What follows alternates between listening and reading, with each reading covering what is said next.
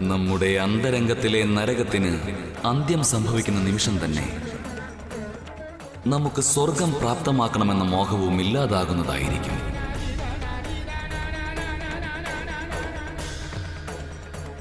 കാരണം സ്വർഗമെന്നത് നമ്മുടെ നരകയാതനകൾ ദർശിക്കുന്ന സ്വപ്നം മാത്രമാണ്,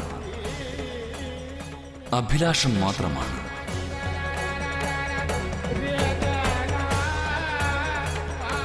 നരകത്തിന്റെ അന്ത്യം സംഭവിക്കുമ്പോൾ സ്വർഗത്തിൻ്റെതായ അഭിലാഷങ്ങളും ആ ക്ഷണം തന്നെ ഇല്ലാതാകുന്നതായിരിക്കും.